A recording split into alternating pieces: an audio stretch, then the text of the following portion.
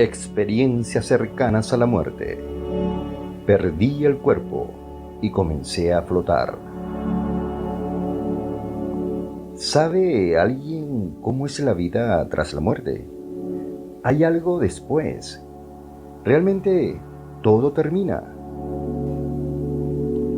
Hay quien defiende que en el tránsito de la vida pasa por delante de nuestros ojos en forma de diapositivas ordenadas.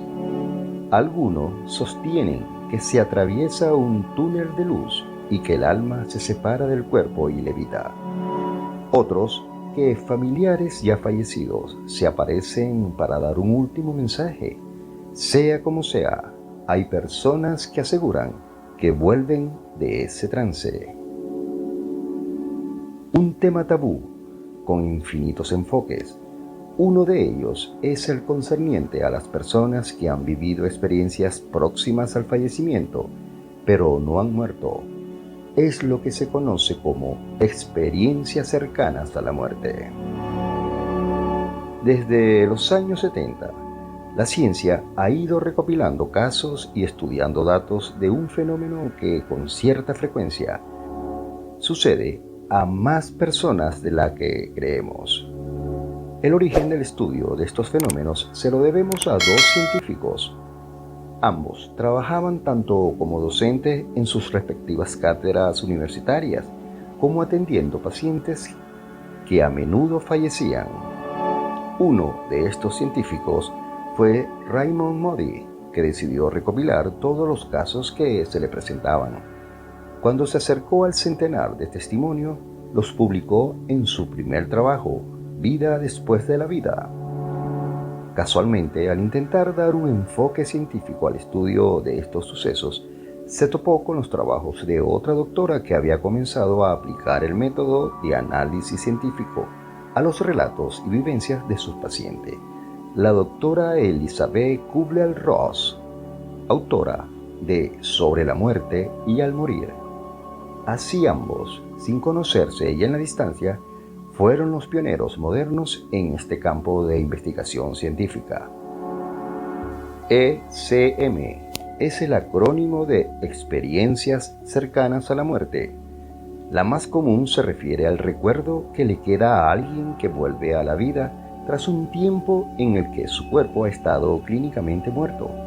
Pero hay casos en que el sujeto no es quien muere, sino alguien muy allegado a él, que a pesar de la distancia, visiona o presiente de algún modo la muerte de su ser querido. Cristina Lázaro, psicóloga, doctora de antropología social y experta en cuidados paliativos, centró sus tesis doctorales en la ECM. Según la doctora, las podrían explicarse teniendo en cuenta cierto tipo de conciencia no ordinaria que podría estar alejada del cerebro y que en la mayoría de los casos estaría asociada a la cercanía de la muerte. A continuación presentamos casos que han vivido experiencias cercanas a la muerte y que cuentan sus vivencias en primera persona. Comprobé que lo que vi desde arriba sucedió.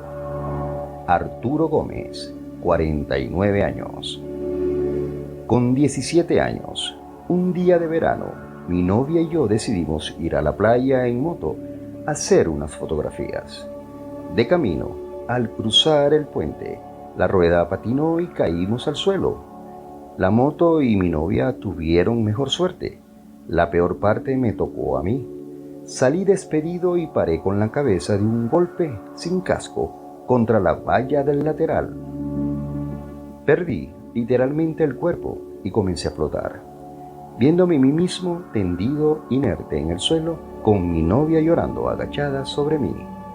También recuerdo a un joven que corría hacia allí pidiendo auxilio, pero la visión cada vez era más difusa, porque yo no paraba de subir a las alturas.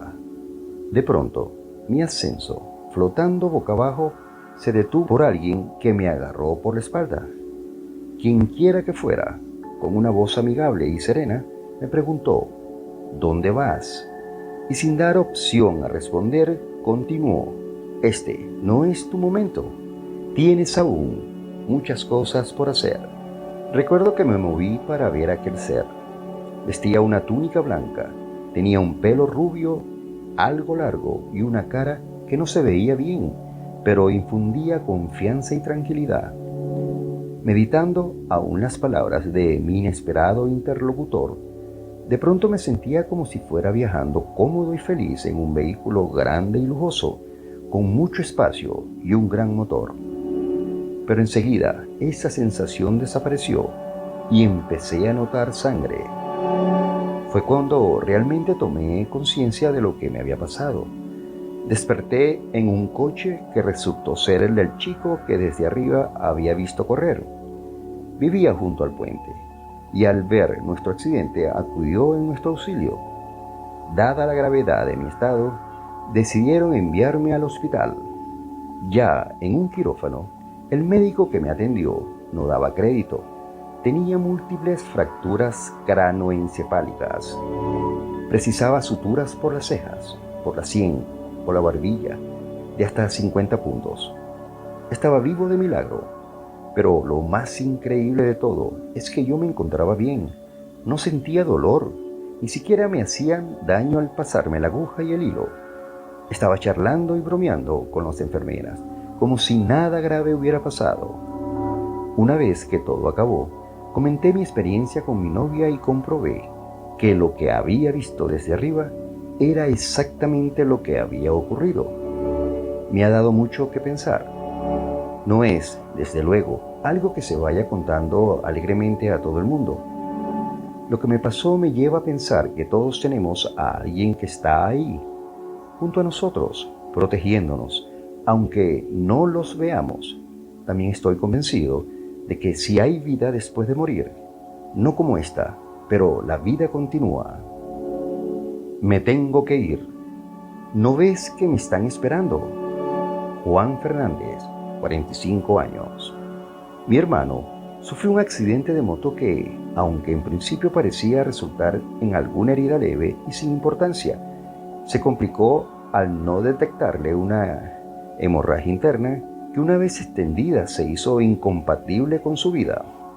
Una mañana, el teléfono sonó para alertarnos de la inminente llegada de su fin, algo que desde luego es imposible de asimilar. Ninguno imaginamos que el día que cayó al asfalto, impulsado por alguien que decidió saltarse una señal de stop, desembocaría en una agonía tan rápida y tan compartida por toda la familia. Todos sabíamos de la proximidad del momento más triste de nuestras vidas. Todos menos él. Mi hermano permanecía ignorante de su gravedad. Estaba consciente y lúcido, y así se mantuvo durante todo el día, una lucidez sorprendente en relación a su destino. Los familiares intentábamos no agruparnos en la habitación del hospital para no despertar sospechas en el paciente, mientras mi hermano no hablaba con normalidad. En un determinado momento, se incorporó sobre la cama e intentó levantarse. Yo estaba a su lado en ese instante. Siendo ambos los únicos presentes en la habitación, le pregunté sorprendido que a dónde iba. Él respondió con la mirada fija en un punto en el que no había nadie. Me tengo que ir. ¿No ves que me están esperando? Sorprendido aclaré que no había nadie ahí, pero él insistió señalando hacia ese punto vacío. No fui el único de los que ese día le acompañamos que le escuchó decir cosas similares. Incluso llegó a describir a uno de los que lo habían venido a buscarlo, refiriéndose a él con toda naturalidad y como si le conociese perfectamente, y añadiendo: «Mira, qué guapo está». Esa noche murió, se fue. Yo espero, dentro de mi tristeza y de todos los que le echamos de menos, que se fuera con alguien que le quiera tanto como nosotros. Vi con todo detalle la vida que dejaba atrás. Emilio Carrillo, 58 años. Mi experiencia tuvo lugar en la tarde del 29 de noviembre del 2010 en la unidad de cuidados intensivos de un hospital de Sevilla. Tenía en ese momento 52 años. Una caída bajando un monte me provocó una fractura de peroné Esta a su vez una trombosis y un infarto pulmonar. Y a ello se sumó un erróneo diagnóstico inicial del infarto como simple neumonía. A las 24 horas ingresé en la unidad de cuidados intensivos, en situación límite. Lo que sentí de manera clara y diáfana duró casi 2 horas de nuestro tiempo. Sería muy extenso compartirla en palabras. La voy a resumir. Para empezar, me fui fuera de mi cuerpo, tendido en la cama boca arriba, mientras que yo flotaba sobre él y observaba todo lo que ocurría a mi alrededor. De inmediato vi con todo lujo de detalle la vida entera que dejaba atrás. Todos y cada uno de los hechos y circunstancias vividos durante mis 52 años, sin excepción, y no de manera parcial o resumida, sino ordenada y pormenorizada. No como una película o sucesión de fotogramas que se proyectarán ante mí, sino íntegramente y de forma simultánea. Esta visión instantánea de la vida que ha terminado para mí proporciona la constatación de que todo tuvo un porqué y todo encaja de manera armónica. No hay ninguna pieza suelta o fuera de lugar en el puzzle de la vida. Seguidamente pude ver y sentir que estaba acompañado de seres de luz. Pronto tomaron un aspecto reconocible, como mi padre, mi madre y varios hermanos de esta. Todos fallecidos años atrás. Fue mi madre la que tomó la iniciativa de comunicarse conmigo, preguntándome si me encontraba tranquilo y en paz. No fue una comunicación verbal, pero sí percibí su mensaje y también yo pude comunicarme con ellos. Como cosa curiosa, entre los seres de luz estaba una hermana de mi madre, que no había fallecido, o al menos eso creía en ese momento. Posteriormente me informaron de que esa persona había muerto estando yo ingresado en la unidad de cuidados intensivos. Por fin, tras verme tan bien acompañado, advertí a escasos metros un soberbio túnel de luz, resplandeciente, en posición horizontal, sin pendiente alguna. Era refulgente y casi deslumbrante. Supe que era la entrada hacia el más allá, y casi al final del túnel tuve un contacto con una forma energética que solo desprendía armonía y un amor inmenso. Esa forma tomó el cuerpo de Jesucristo. Me tendió sus manos de luz y las entrelazó con las mías, generando en mi ser una experiencia de gozo inenarrable. ¿Por qué volví yo a mi cuerpo físico? Fue consecuencia de este encuentro con Cristo y de la comunicación que ahí se estableció. Me confirmó que volvería a la vida física recién dejada para hacer algo que solo sabría una vez transcurrido cierto tiempo, tras retornar a ella. Estuve tendido sobre el lecho de nubes. Ramiro Calle, 73 años. Hace 6 años y medio, explorando en la sabiduría budista del Sri Lanka, cogí una agresiva bacteria llamada Listeria. De regreso a Madrid, fui ingresado en La Paz, donde sufrí una parada respiratoria. Me pasaron a la unidad de cuidados intensivos. Le comunicaron a mis familiares que podían quedar 4 horas de vida, pero permanecí 3 semanas en coma, debatiéndome entre la vida y la muerte. Hubo días muy críticos, como lo relato minuciosamente en mi libro En el límite. Estuve prácticamente al borde de la muerte. Tuve un verdadero torrente de vivencias muy intensas y a menudo tormentosas, como si irrumpiera todo el material de mi subconsciente. Los lamas tibetanos dicen que al borde de la muerte y antes de entrar en el estado intermedio, ya se produce un estado preintermedio, donde surgen visiones y vivencias de todo tipo, acumuladas a lo largo de muchas existencias previas. Hay que discernir si todo ello no sucede por las medicinas que están afectando al cerebro o por el enlace de la bacteria que me produjo una meningoencefalitis. Lo cierto es que las visiones eran más vividas que las que uno puede tener en el estado denominado de vigilia. Hubo otros días en que, según mis familiares y una de las doctoras, mi cuerpo estaba como vacío. Seguramente fue uno de esos días cuando tuve una vivísima experiencia de disociación del cuerpo. Durante tiempo estuve tendido sobre un verdadero helecho de nubes, flotando como tumbado entre las mismas. Era un estado de máxima conciencia y sin el menor temor. Después volví a mi cuerpo, cesaron estos estados de disociación y empecé a recuperarme. Sin entrar en ningún tipo de elucubraciones, me he limitado a narrar mis experiencias. Lo importante es que el haber estado durante tanto tiempo haciendo piruetas entre la vida y la muerte me dio un profundísimo sentimiento de humildad y la certeza de que en esta vida lo verdaderamente importante es la compasión. Estando en el fondo del mar, apareció un ser. María Luján y María José Luján, 48 años, gemelas. Somos hermanas gemelas, y esto nos ocurrió siendo unas niñitas de 7 años. Estábamos con nuestra madre y su hermana en una playa alejada de la ciudad, donde no hay mucha gente ni vigilancia. Nos metimos solas en el mar para bañarnos en un lugar más alejado. No nos dimos cuenta de que nos acercábamos a una zona peligrosa. El fuerte oleaje nos arrastró mar adentro hasta que no pudimos hacer pie por la profundidad. Luchando por mantenernos en pie, dábamos saltos desde el fondo para coger aire, pero cada vez cubría más.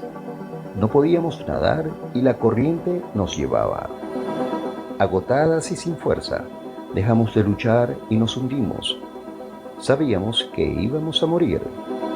Ya no podíamos respirar y la angustia por ahogarnos dio paso a una inmensa paz. Pero de pronto, estando en el fondo del mar y sabiendo que había llegado ya nuestro fin, apareció un ser que nadó hacia nosotras. Era un hombre que veíamos sin nitidez, contraluz. Parecía ir vestido como de buzo antiguo, con casco de inmersión de un relato de Julio Verne.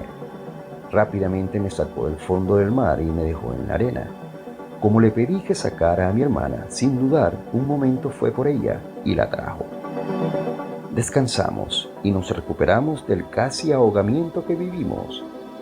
Ya repuestas, nunca más hablamos de quién nos rescató.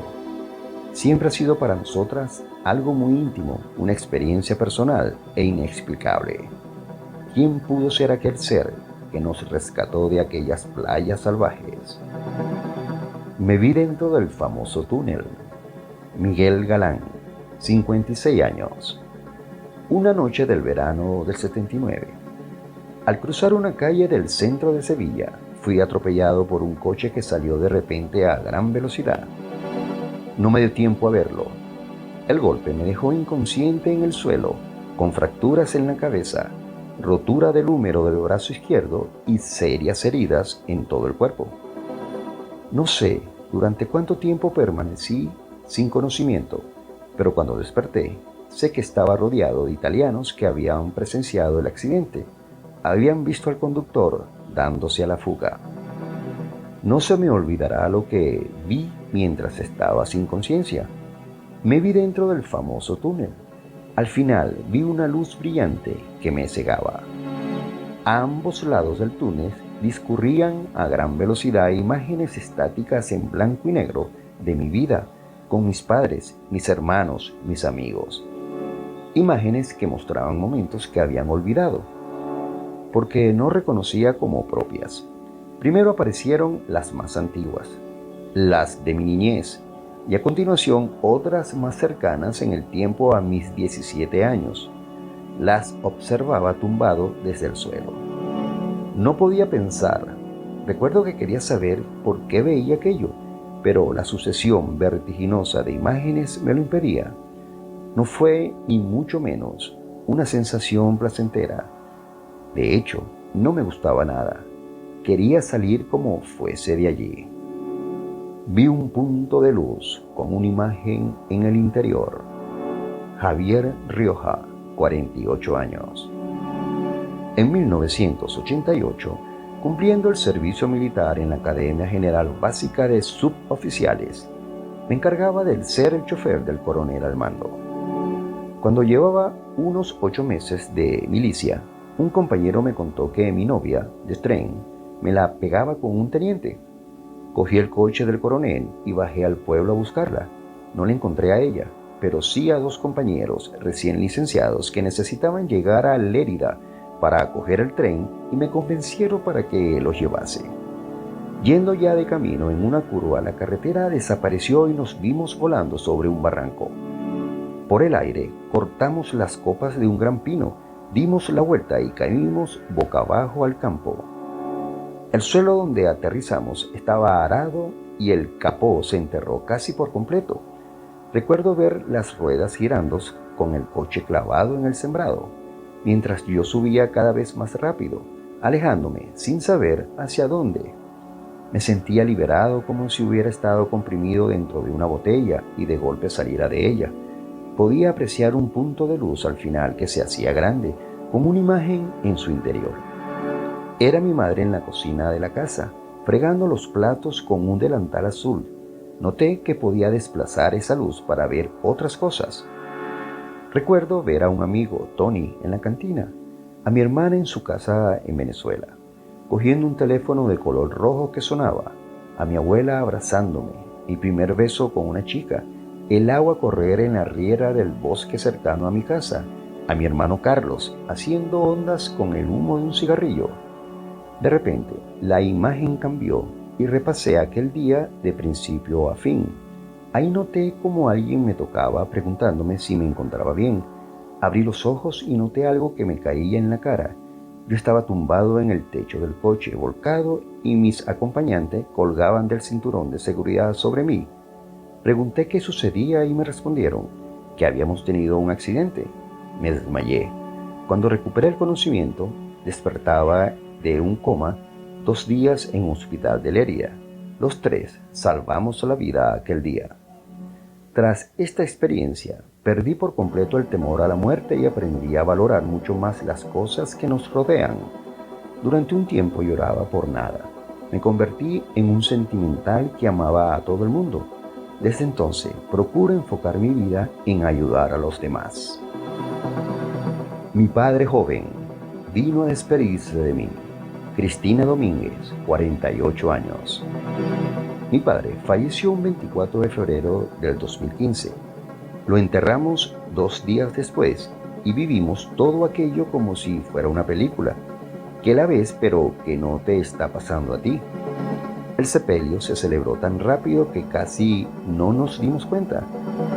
Esperábamos que el sacerdote le dedicara unas palabras, a que dijese algo más, pero fue un rito muy poco personal, muy metódico. La misa del día tal. Solo mencionó que se había dedicado a mi padre, pero nada más.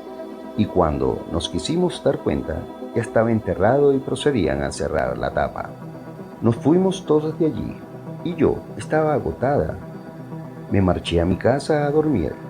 Llegó la noche y lo digo clarísimamente. Mi padre vino a despedirse de mí. Me lo encontré, pero además joven, moreno, guapo como él era. Me estaba mirando con una sonrisa preciosa y con una mirada de amor única. Lo decía todo. Y me dijo, estoy aquí aún.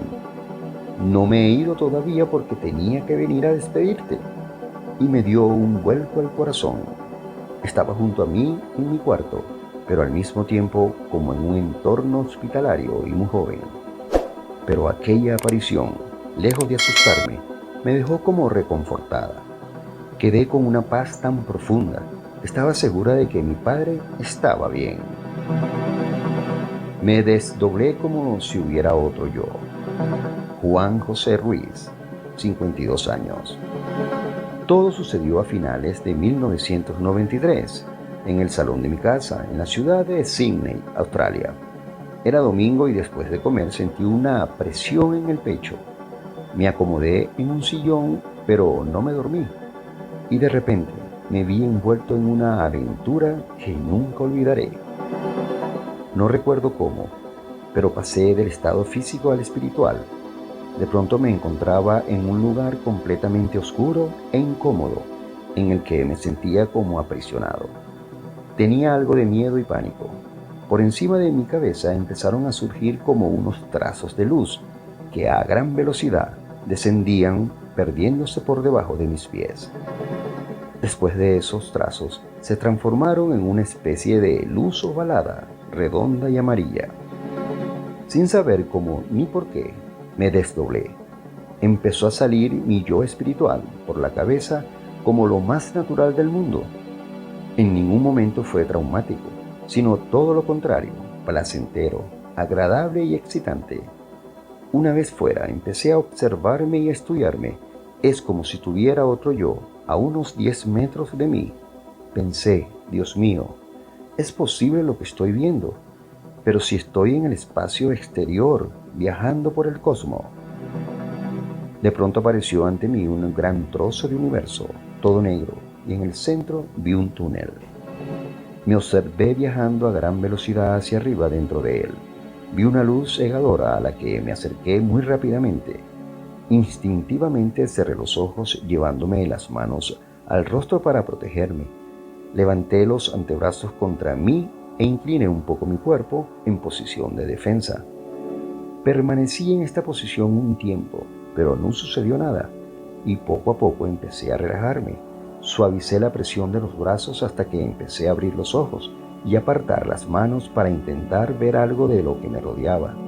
Terminé descubriendo por completo mi cabeza y abriendo los ojos plenamente. Sentí paz y un inmenso placer. De la niebla empezaron a surgir figuras. Irma Muñoz, 46 años. Yo estaba sola en mi salón, encogida en mi sofá y envuelta en una manta, viendo una película en la tele. Cada vez sentía más y más frío. Era una casa pequeña de unos 45 metros y el final del pasillo, que llevaba a las habitaciones, estaba cerca. El intenso frío dio paso a un fuerte dolor en el pecho y en la espalda. Me sentía francamente mal. Tuve que restregarme los ojos varias veces porque empecé a ver borroso. Al fondo del pasillo parecía haber cierta niebla. Pensando que era cansancio tras la jornada, intenté fijar la vista. Quería concentrarme en la película, pero con aquel creciente dolor cada vez me resultaba más difícil. Además, aquella niebla persistía y yo me puse nerviosa. Siempre he sido miedosa con los fenómenos paranormales. A medida que mi dolor aumentaba y el tiempo transcurría, de la niebla empezaron a surgir figuras, 1, 2, 3, hasta que se convirtió en un auténtico ir y venir. Pasaban de un lado al otro, como si salieran de mi habitación y cruzasen el pasillo. Unas caminaban despacio, otras como que cierta prisa. Algunas se paraban frente a mí y me observaban. Había niños, había ancianos. Yo sentía miedo y confusión y un intenso dolor. Sé que estaba bien despierta y que aquello no era producto de mi imaginación. A duras penas reuní fuerzas para levantarme del sofá y llegar hasta mi cuarto. El trasiego de gente seguía y yo, de un salto, me metí en la cama y me tapé hasta la cabeza. Empecé a sentir que mi cuerpo se estiraba en la cama y que mi conciencia se escapaba de mi control. El dolor fue fuerte, pero suave y placentero a la vez. Sentía como si mi cuerpo y mi mente se estuviesen separando. No sé cuánto duró. No me desperté, ya que estaba despierta, pero volví de allí donde me había marchado. Tomé conciencia de lo que había pasado. Tomé forma de nuevo y me sentí en mi cuerpo. A raíz de esto, he tenido otras experiencias, unas parecidas y otras distintas. Cuando lo he contado a algunas personas, no me han creído. Otras me han ayudado. Bien porque han vivido algo parecido. Bien porque lo respetan y creen que es posible que ocurra.